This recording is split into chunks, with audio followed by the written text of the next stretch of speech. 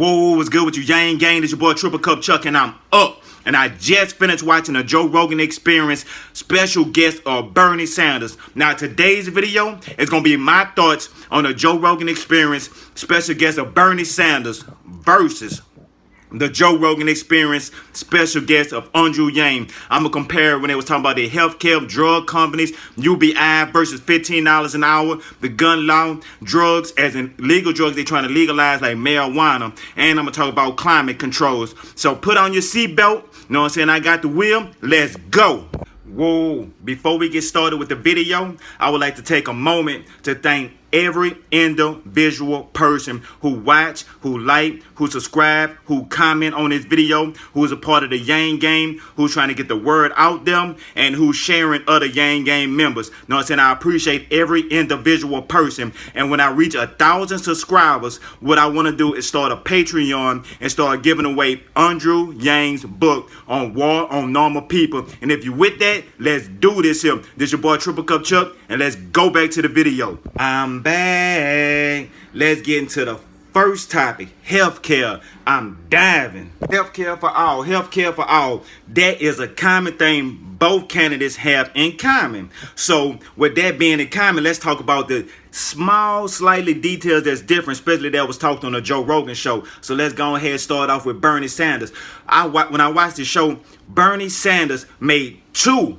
good points, like two really good points about healthcare and Social Security. So I'm gonna bottle all that up into one. You know what I'm saying? Oh, dude, kids. So I'm gonna do that. So when one of the first things that he had said that caught my attention, and when he was saying let's lower the Social Security age from getting SSI from like 65 down to 40. I mean, he was throwing it in the air, but it caught my attention because when you heard from Andrew Yang, he was saying life expectancy is at its all-time low, and it's actually 65.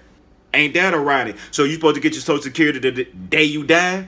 That's how it's set up. So when he said that, okay, caught my attention. There was one good thing that he had said, and the other good thing that he was saying about how he was going to implement health care. Now, when Bernie Sanders was saying how he was going to implement health care, he said that he took a page out of Andrew Yang. I'm going to get into the UBI versus the $15 an hour. Give me a moment. But he made a point that it reminded me of something, and what it reminded me of was the UBI, because he's talking about taking a small 1% of taxes, that's an add-on tax to actually pay for health care for all. So when he said that, I was like, you know what?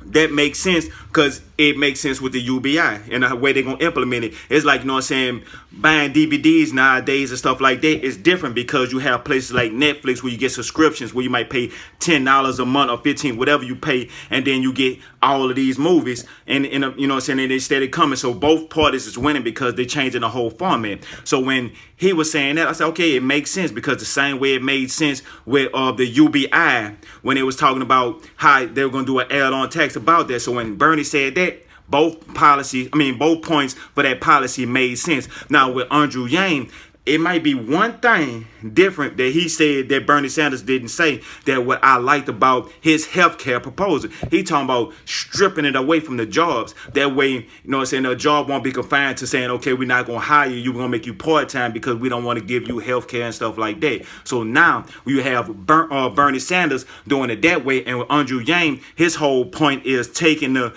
health care and making it for all, but taking it away from the jobs, so the jobs don't feel like, well, we can't hire this many people because we got to pay for health care and stuff like that, and it's harder for contract workers because they can't get health care, or you know what I'm saying, when they have people that they come in and they just say contract you to this job and then you contract to other people and stuff like that.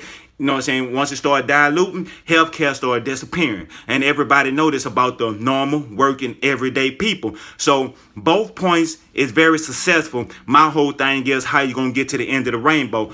I haven't heard of how Andrew Yang is proposal of taking healthcare and taking it, you know what I'm saying, off of the jobs and making it for everybody and still paying for it. Now, he might have said that. I need to go diving into it. But from here right now on the Joe Rogan show, Bernie Sanders explained how he was going to pay for it.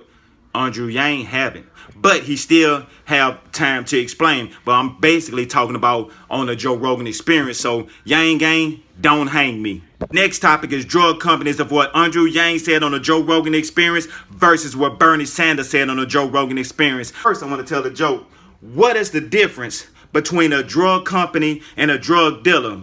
A drug company sells drugs and pay people a minimum wage. A drug dealer sells drugs but works for a minimum wage.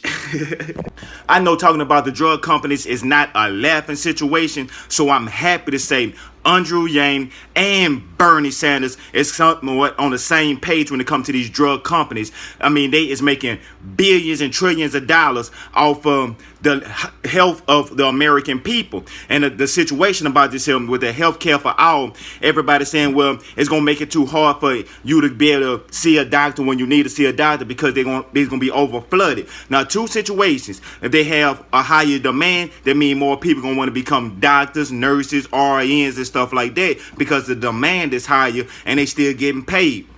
So we're going to have more people that's going to invest their time, you know what I'm saying, into this field. So they're going to go to college for this here because this, you know what I'm saying, money. But with that being said, with money, it still should say what is enough money. Because these drug companies, they has no regulation on their prices. They could just boost it up. I did the math. Let me simplify it right quick. Let's say if a pill that's $20, right? So you paying $20 for this pill and no regulation. Tomorrow they could say the same pill that was $20, they could charge $40 for. Now, if we can negotiate our prices, this pill that's $20, we can make this pill $10. So now, if one person was paying $10 for this, $20 for this pill. Now, if the government paying $10 for this pill, that means we can get two of the pills to help two people instead of just this one person. I mean, they're just simplifying the math about with these drug companies, and I think it's immoral for the American people to not have the option to negotiate prices on drug companies. I mean, everywhere else they can negotiate pricing, and that's supposed to be one of the key things about the American way of being free in this land of freedom in this country, is being able to negotiate and have options. We don't have no options when it comes to the drug company. It's either this or nothing.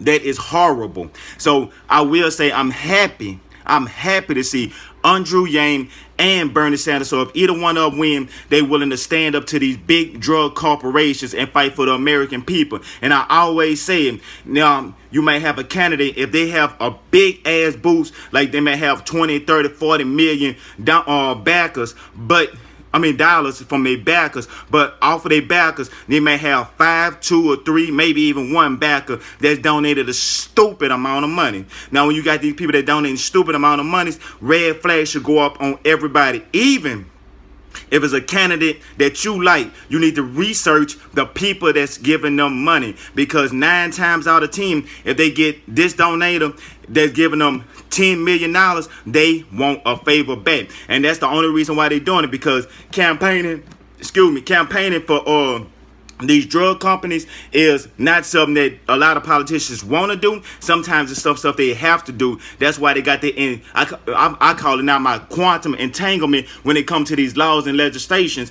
because they try to make it like this here complicated just to keep the American people from understanding. And that's one thing I do like about with Andrew Yang. He trying to simplify everything. So with the drug companies, he want to simplify and be able to negotiate prices. Now with Bernie Sanders, I will say he's a warrior. He want to go up straight against the drug companies and fight them. So I don't think that he has no intentions on working with these big corporations to make millions of dollars. I think Bernie's whole thing is he at the age where the only thing he want is a legacy and leave a better place for his grandkids, because I think he said he had like 7 of them kids, you know what I'm saying? So he up there. But I will say that he feel genuine, but at the same time, I'm more upon the Yang game, because he have a couple more things that I like in the depth of the detail, and I'm noticing Bernie is starting to bring out a lot of depth and detail. So for all of our Yang game members, we need to stay tuned, stay focused, stay striving, and stay pushing Andrew Yang's name out there, because they're going to have a lot of people that's trying to breaking him down. So I'm going to bring a video about the MSNBC. Yeah, Miss NBC, because the way they be treating Andrew Yang, some people haven't noticed it. I seen another YouTuber and I started picking up other videos, and then I started seeing everything I started seeing from MSNBC that they was talking about him. But I digress from that right now. That's going to be the next topic. And if y'all want to see it, leave a comment and just put MSNBC or something like that, and then, you know what I'm saying, that's gonna make me want to go straight to that video. But that's gonna be one of my upcoming videos that I'm gonna talk about. But now let's go ahead and get into these gun laws. Woo! Neither one of them have nothing they know about how to regulate guns. And they like, well, it's a touchy subject because they have a lot. I'm from the South. If you don't know, I'm from Baton Rouge, Louisiana, and I say it proud. And this is an open carry state. You know what I'm saying? Stand your ground, all this other type stuff. So I understand everybody down here, I ain't gonna say everybody, 90% of the people down here do not want to give up their guns. And with assault rifles and all these other type of guns and school shootings, and no, it has nothing to do with video games. I'm tired of people saying I play video games. Now, you could say video games keep a lot of this down, because I could be pissed off, mad, and be frustrated at the world and stuff like that. I can get on the game and take my frustration out on the game, playing somebody in the game or whatever like that. That could help calm, you know what I'm saying, calm me down, and you know what I'm saying, you know, just help cool me down. So I know a lot of people that's like that. So in actuality, you do stuff on the game that you know better to do in real life, but you want to let a lot of frustration out. Now, I'm not going to say they don't have no crazy people that just let stuff influence them, but I don't think it's video games that's influencing people to do these mass shootings. And with the mass shootings being said, these gun laws, Bernie Sanders or Andrew Yang don't have nothing, no magic policy to change the gun laws. Because it's simple. Drug dealers, people do bad things. Anybody that do criminal activity, when they say they get their hands on a gun, they mean they gonna get whatever kind of gun they want. And it don't matter if it's legal or not. So the only thing that you're doing is taking legal guns out of the people that's legally willing to carry them, that'll protect themselves from criminals. Them the only people that you gonna slow down and gonna hurt and gonna keep them from protecting themselves, because the criminals still gonna get guns. I mean, even if they gotta hop on a train to take military weapons, if they need guns, they will find a way to get guns. They will find a way to ship them in here. People will get guns. Guns is not going to stop. So the only thing that I could suggest about this here is with the gun laws is, y'all, it can't just be, it just can't come from just up top. It's just the only way to prevent gun safety is kind of implement certain things so kids would not be able to get their hands on the gun so easily. As in, you in a house and a child grab your gun and, you know, stuff like that, because they have those situations. Or a child, 9 times out of 10, what they don't really mention is a child get the gun from the house and bring it to the school or something like that. Or they might get it from one of their friends that got it from their house or something like that. So what they need to have is some more implementations to stop those situations. Is you need to bring 1 or 2 things to make it a little bit more difficult to get their hands on the gun physically, like as in like a fingerprint or something like that, or just with a key lock. But the only thing about with the key locks and stuff like that is people saying, if I need to get to my gun, I need to be able to get to my gun. So what they need to start implementing is like some type of fingerprint and being able to exchange a gun from one person to another one, like as in new technology from here on out. But all these older guns, is no stopping it. Is we way past that point. So if they do try to say no more guns, the only thing they're gonna do is give the criminals a leg up to say, oh, I could run inside his house and rob them because I know they don't have no gun to protect themselves with. So if I put a gun to him and his family, they're gonna have to do exactly what I tell them to do because of that. So that's how criminals think. They just looking like, yeah, passing no gun law so we can just run shack on everybody. That's the things about that. So with Bernie Sanders and Andrew Yang, neither one of them really have a good plan. But I like what Andrew Yang saying is he is open to plans. So if somebody come up with a better plan than he did, he willing to say like, okay, this is a better implementation. Let's imply this here. So now I look at Andrew Yang as a better candidate for when it comes to gun laws, because if something changes in a mid step or something, he the person that was like, okay, look, I admit that what we had was a decent plan, it was good plan, so it was something to go forward for a step. But now we have this plan that could be executed 10 times more efficient. So let's go with this plan, and I think he's gonna be transparent with the American people. That's the only thing I feel like the difference with Andrew Yang and Bernie Sanders. Bernie Sanders is going to be like, oh. You know how Bernie Sanders get, and man, he be entertaining to like the grumpy old man. But he is my second candidate. I must say, Bernie Sanders is my second candidate. He used to be my first until I became a part of the Yang Gang. Well, this video is actually getting hella long, so I still have UBI versus $15 an hour. I got the drugs, the weed, and I got climate control. I'm gonna bring that on the second part of the video. It's gonna be the same thing, but just gonna name it part 2 or something like that. So for all of my people that's liking, watching, subscribing, you know what I'm saying, I appreciate that. I don't want to make it too long for you, but it's long enough. So let's go ahead and get to this next video. I'll probably hop straight into this thing here, and let's go.